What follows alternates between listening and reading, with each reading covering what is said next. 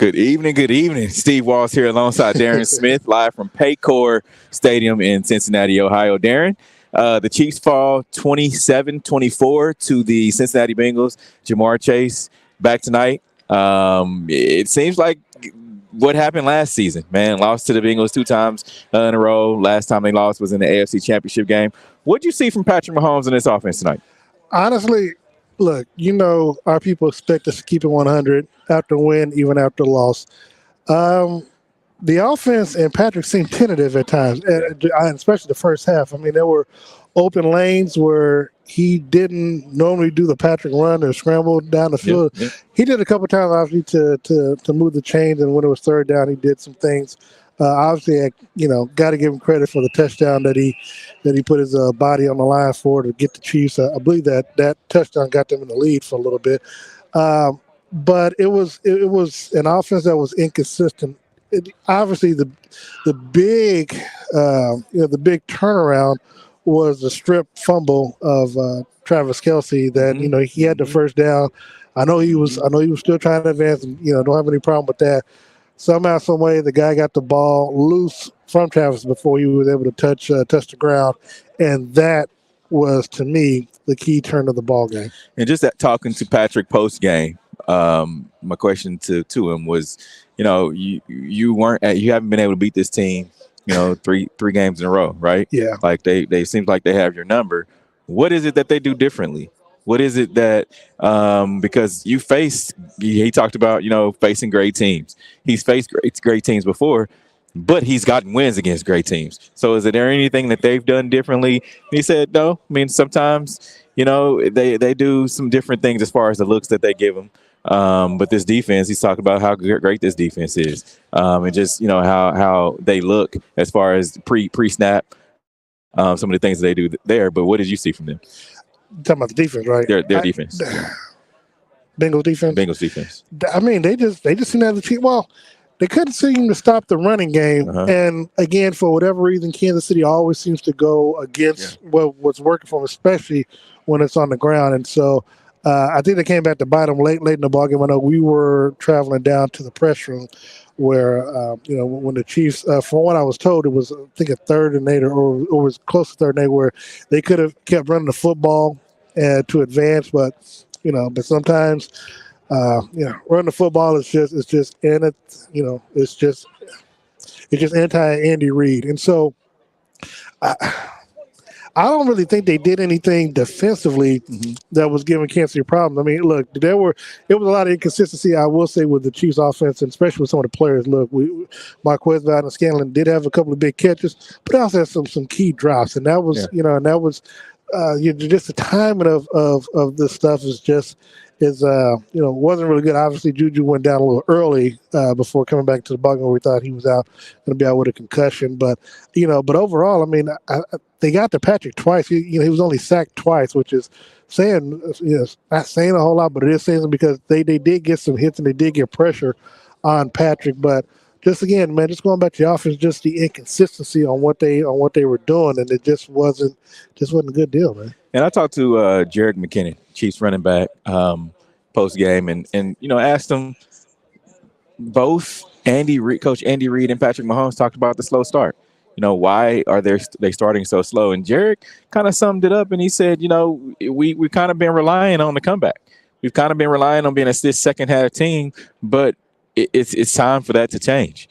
What do you see from this team as they are always relying on this comeback kid, Patrick Mahomes? Does that seem like to be an issue that's still rearing its ugly head? Yeah, I mean, you're going to rely on your quarterback. I mean, that's his job. I mean, and we got to accept the fact that this team is what it is. Patrick,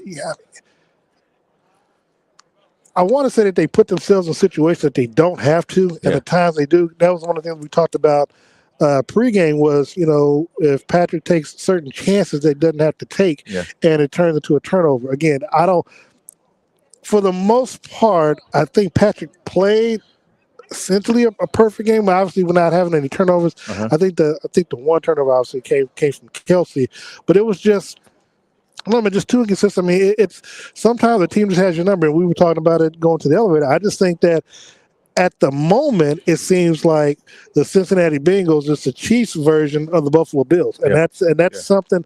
Because when I talked to Frank Clark after the game, he did admit that they just seem to have the number. And Andy Reid, because of the quote unquote closeness of the ball game, he just thinks it's just two good teams. But you got beat 27-24, just like you did in the AFC Championship game, and it's basically because of your own doing, not really anything that they did. Because they jumped out in front, and there was a little back and forth, and you finally got the lead. And when it was 24, what was it, 24-17? 24-20.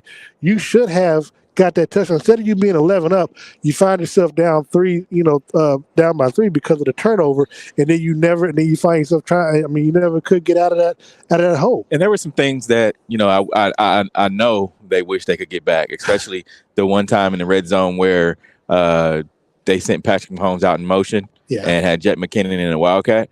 I really didn't think that was a time where you should have done that when you had 3 consistent runs by Isaiah Pacheco, your starting running back, and he was hot. He was rolling at that time, but then you want to do a special play. Yeah. They ended up scoring on that. They did end up scoring, right? They ended up scoring. They did. Yeah, but again, it does ask the question, why? Yeah. Actually, no. They ended up getting a field goal on that play.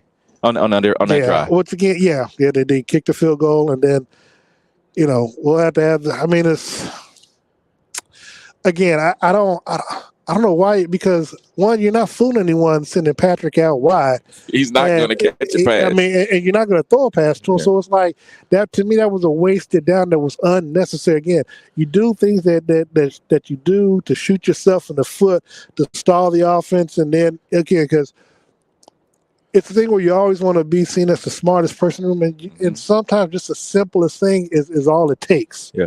Yeah. And since we're still on the offense, I want to talk about Harrison Butker for a second. It comes down to the end of the game, and you can tie it up, possibly to send it to overtime, or at least to put your defense back out there with a tied up ball game, and they can send it to overtime. What are your thoughts about Harrison Butker? Yeah, I mean, we were getting ready. I know you were setting up. I was in the tunnel, so I didn't get to see where he actually missed it, but I was in the tunnel watching the remainder of the game. And I mean, the fact that, Butker, he admitted to a man when we talked to him that, he should have, he should have made it. And look, man, you got one job. How's it going, Neil? I mean, you got one job. I mean, I know we talked to him on the field last week after the game. Yeah. You gotta be able to nail it. I mean, and when we talked to everybody says, "Oh, it doesn't matter." When people say it doesn't matter, I'm like, see, I don't like excuses. And when you do something like that because it didn't happen because the Chiefs won anyway. Well, now when you needed a field goal to tie it, to give yourself a chance, you don't make it, and then you put, and that's the thing too. The offense kept putting so much pressure on the defense, where the defense, after a while, it bends and then it finally breaks. And it's just one of those things where, again, because the Chiefs, they won. The Bengals won the coin toss. Yeah. They elected to receive. They marched down the field and scored. And that's the other thing too. They were getting chunk plays on the defense. I mean, it wasn't like they was getting 3 yards before. They were getting 18, 19, 17, 15, 12-yard, plays that they were getting first down on top of the penalties that they were getting as well. So, I mean, it was a sloppy overall game that the Chiefs played, but I take the loss probably as hard as the players, because it's like all you had to do was just win. Because you control your own destiny, and now instead of you being in first place going into Denver, where it probably would have been a quote unquote easy win, now you're not in first place. I think Buffalo or Miami. I don't know who won the Miami game, but now when those two, okay, so now Buffalo is back in first place. Yeah. And so, and they have the tiebreaker. So now it's just one of those things where, you can find yourself playing on the road, when you didn't have to. It seems like to me, this defense took a step back today. You go against 3 good wide receivers, one top 10 wide receiver in the league, maybe top 5 in the NFL. Yeah. And I mean, there was no stopping a hobbled Jamar Chase. I mean, the guy's coming off of 4 games where he hadn't played football, right? And he comes out here and he looks the same, as he was. And it's no shade to Trent McDuffie at all, but it just seems like these guys don't have an answer, or Dave Toba doesn't have this defense ready to play against not Dave Toba, Steve Spagnuolo doesn't have this defense ready to play against the Cincinnati Bengals. Who was my X factor when we had to Steve Spagnuolo, no question. And we talked about whether or not he was going to learn the lessons of the previous two games that they played. And look, I know they had a lot of young players, and for the most part, they handled themselves well. I mean, all things being equal. Because of the totality of it, again, I don't blame the defense as much when it comes to the final score, because to me, the offense put them in situations where defense would actually make a stop. Yeah. Offense come down, and then they're not able to, hell, we saw when, the trick play where you got Mahomes. I mean, you don't do that. Yeah. And you just run the ball in, give the ball to Pacheco. Yeah. We could be having a different conversation as the game progresses. And so it's like, and then it was like, every time they score, even if the defense makes a stop, the offense wasn't able to capitalize on it. And then, like I said, when you had the big fumble or the strip fumble from Kelsey, I mean, that was a turning point. And just seeing it in live action, it's like, if they lose, you can point to that. Yeah, and even asking Andy, this defense seems like they, took a step back. What is it that the defense didn't do correctly? What is it that you seen early that you can put your finger on that this defense didn't do? And he's like, hey, it's a good team. It's a good offense. However, I just feel like you have some young guys who have seen the better wide receivers in the league. So nothing that this Cincinnati Bengals offense should surprise them. But again, how much of that, and I'm flipping, how much of that is blaming Spags? And look, and here's the thing.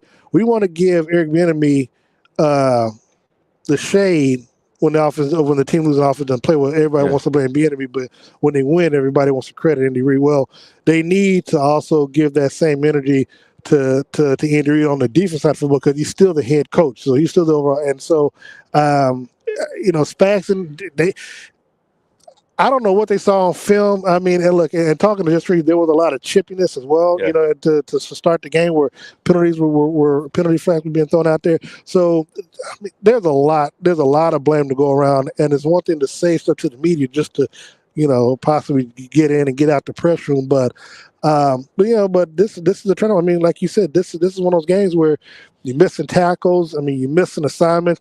Hell, you letting the quarterback run, 15, 20 yards on you up the gut. That's a problem. And granted, you can fix it because of who you're playing this upcoming week. But if you don't get that shored up, it's going to be a short playoff run. Yeah, the Chiefs have the Denver Broncos next Sunday night next Sunday afternoon.